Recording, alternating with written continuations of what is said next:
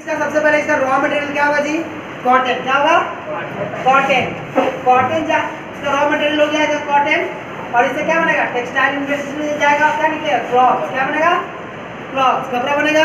तो mainly textile industry तो पहला सेटअप हुआ था हिस्ट्री में, जान लीजिए कि टेक्सटाइल इंडस्ट्री इंडिया में सबसे पहले सेटअप हुआ था महाराष्ट्र में। कहाँ पे हुआ था? महाराष्ट्र में। कौन से साल में हुआ था? 1854 में। कब हुआ था? 1854 में। तो पहला टेक्सटाइल इंडस्ट्रीज इंडिया में सेटअप हुआ था महाराष्ट्र में, और कब हुआ था? 1854 में। अब टेक्सटाइल इंडस्ट्रीज का क्या चाहिए? Raw material cotton. इसको हम कहाँ लगाएंगे? जहाँ पे कॉटन ज़्यादा उगाया जाता हो, कॉटन क्रॉप जहाँ पे ज़्यादा कल्टीवेट की जाती होगी। तो कॉटन क्रॉप आपकी मेनली महाराष्ट्र और गुजरात में उगाए जाते हैं। महाराष्ट्र और गुजरात में उगाए जाते हैं। क्यों? महाराष्ट्र एंड गुजरात। स्टैब्लिश महाराष्ट्र में हुआ था, और 1854 में। कब हुआ था? 1854 में। लिख लो, 1854 में हुआ था साल, महाराष्ट्र में। ठीक है। तो यहाँ पे पहला टेक्सटाइल इंडस्ट्री सेटअप हुआ था महाराष्ट्र में 1854 में। तो इसका रॉ मटेरियल कॉटन है। क्या है? कॉटन। तो इस इंडस्ट्री को सेटअप करें कहाँ पे? जहाँ पे कॉटन क्रॉप ज़्यादा उगते होंगे या कल्टीवेट किए जाते होंगे। तो कॉटन आपको देखा जाता है कि महाराष्ट्र और गुजरात में ही ज़्यादा किए जाते हैं।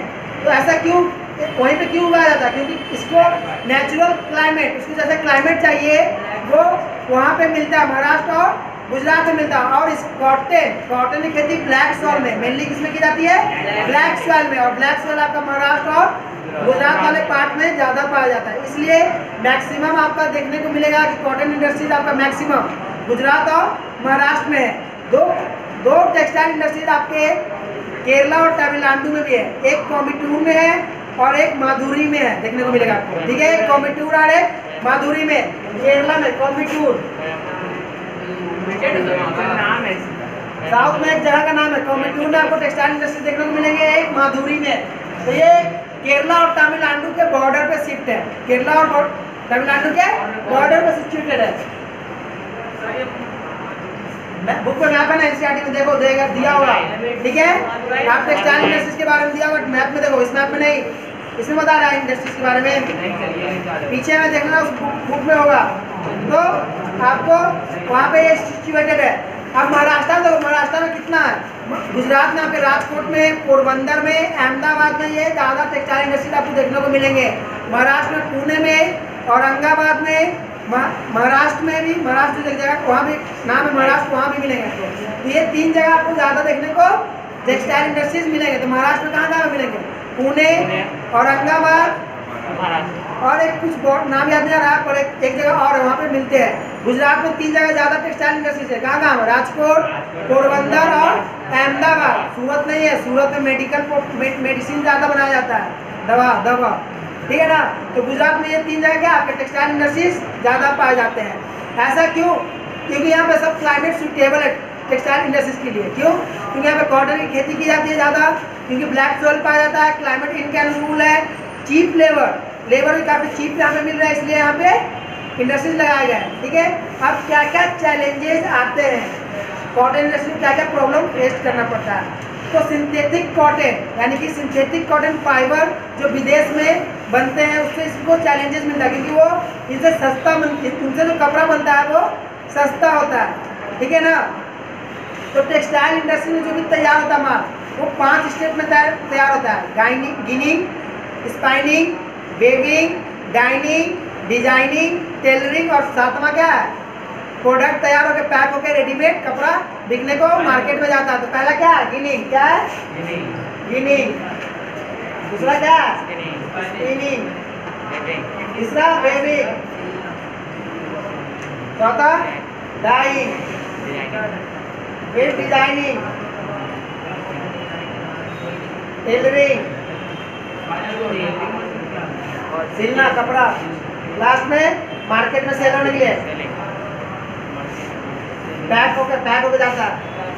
तो ये प्रोसेस है किसी भी क्लॉथ्स को तैयार करने का। पहला क्या है? गाइनिंग, यानी कि कॉटन से उसको अच्छे से भुना गया, निकाला गया। उसके बाद स्पाइनिंग, उसको से तैयार किया गया, चरखा करते थे गांधी चला के, चरखा उससे रोप बनाया गया, तागा का रस्सी बनाया गया कॉटन का, छोटे छोटे पतले पतले। उसके बाद वेविंग यानी कि बहुत सारे तागे तैयार हो गए, उससे सिल सिल के कपड़ा तैयार किया गया, ठीक है। उसके बाद डाइनिंग यानी कि अलग अलग कलर का बनाया गया, रंग दिया गया, किसी का ब्लैक है, किसी का व्हाइट कपड़ा है, किसी का ग्रीन है, तो कहाँ से आता है? डाइनिंग के थ्रू, यानी कि कॉटन कपड़ा तैयार होने के बाद उसको डाइनिंग किया जाता है, अलग अलग कलर में दिया जाता है। उसके बाद हम लोग उस पर डिजाइन बनाते हैं।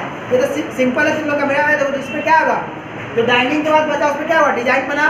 उसके बाद टेलरिंग हुआ, यानी कि उसको सिला गया, और फिर रेडीमेड हम लोग कपड़ा खरीदते हैं। तो ये आपका ये पार्ट है किसी भी कपड़ा को तैयार करने का। और भी है तैयार, देखो डिजाइनिंग तक भी जा सकते हैं, डाइनिंग तक भी जा सकते हैं। देखो तुम लोग का सब क्या है, डाइनिंग के बाद एज अ क्लॉथ, यानी कि आपका हैंडलूम्स में चला गया, कन्वर्ट हो गया। और डाइंग के बाद हैंडलूम से थान बना के सेल करने के लिए भेज दिया गया। हम लोग गए वहाँ थान से कपड़ा कटाए, उसके बाद डिजाइनिंग बनवाएंगे, टेलरिंग से डिजाइन बनवाएंगे, नहीं तो टेलरिंग करके हम लोग पहन लेंगे, ठीक है। ये रेडीमेड के लिए स्टेप है इतना, ठीक है, प्रोडक्ट तैयार करने के लिए। और क्या होगा, दूसरा डिजाइनिंग का, यानी कि डिजाइनिंग किया हुआ वर्क किया था, जैसे हम लोग देखते हैं ना बेडशीट, कर्टेंस, ये सब क्या है, डिजाइनिंग के थ्रू आता है हैंडलूम्स में। और वहाँ से हम लोग कटिंग करा के अपनी नीड के अनुसार कटिंग करवाते हैं, खरीदते हैं और अपना यूज करते हैं। तो ये 7 प्रोसेस है, ठीक है, किसी भी कपड़े को प्रोडक्ट में, किसी भी रॉ मटेरियल को प्रोडक्ट में कन्वर्ट करने के, ठीक है ना। तो याद रखना ये 7 तरीके से कपड़ा बनता है, ठीक है। क्या पूछेगा, टेक्सटाइल इंडस्ट्रीज बताइए, या हाउ मेनी प्रोसेस या step to complete the raw material in cloth. ये स्टेप आपको लिखना पड़ेगा। रॉ मटेरियल से कैसे क्लॉथ बनता है, कॉटन से कैसे क्लॉथ बनता है टेक्सटाइल इंडस्ट्रीज में। तो ये सब प्रोसेस होने के बाद बनता है जी, ठीक है। एक्सप्लेन कर देंगे।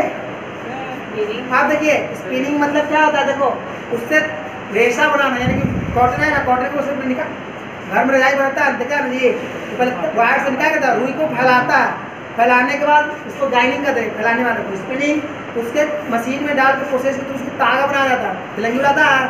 तागा क्या होता है, कॉटन को मिक्स कर एक दूसरे में मर्ज करते करते वो तागा बनता है, लंबा सा तागा बनेगा, उसमें बनता है वेविंग। बहुत सारे तागा को सिल के क्या है, कपड़ा तैयार किया जाएगा, एक बड़ा सा क्लॉथ तैयार किया जाएगा। डाइनिंग, उसको कलरफुल बनाया जाएगा, जैसा कलर का डिमांड होगा उस कलर से डाई किया जाएगा, यानी बाल में डाई लगाते हैं ना, दूसरे कपड़ा पे डाई किया जाता है, ठीक है।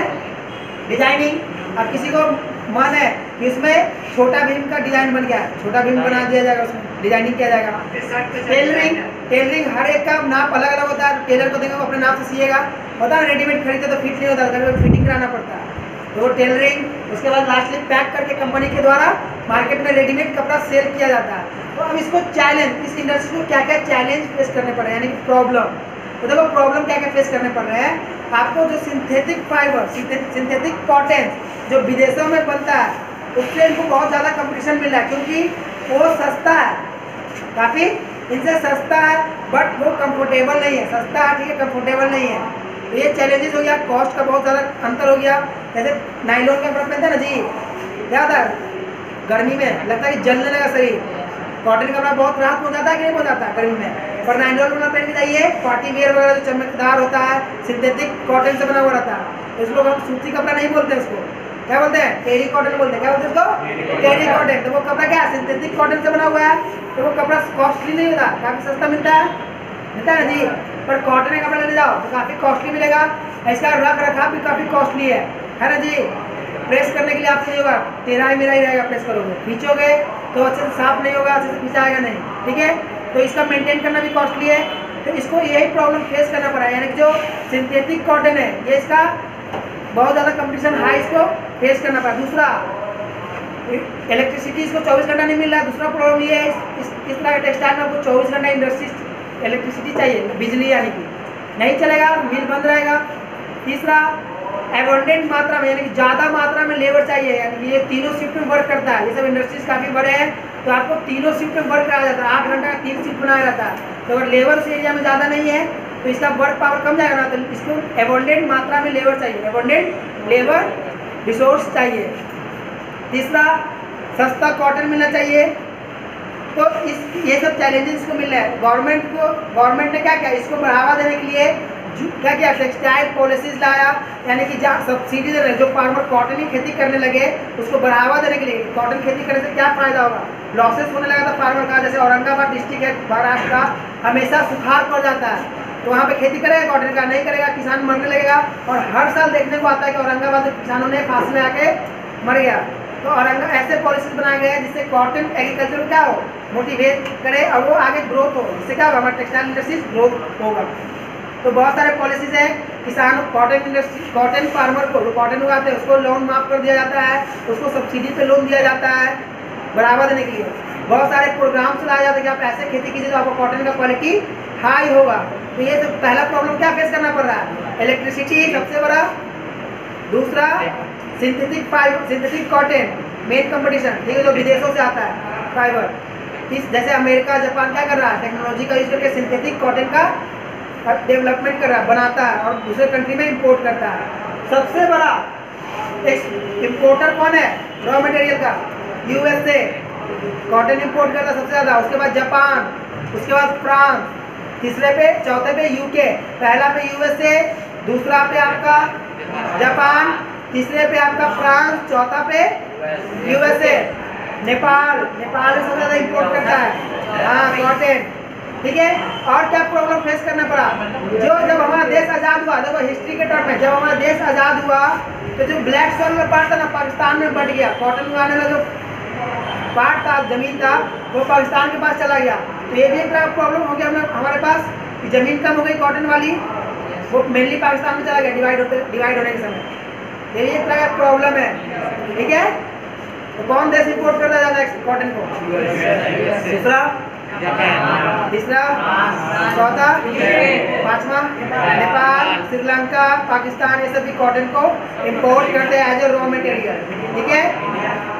अब इसमें आइए जूट इंडस्ट्री, क्या इंडिया इसके बाद है नीचे में, इससे पहले ये सब कंट्री ज़्यादा एक्सपोर्ट इंपोर्ट करते हैं, कॉटन का ज़्यादा उपज करते हैं। और जापान वगैरह क्या करते हैं,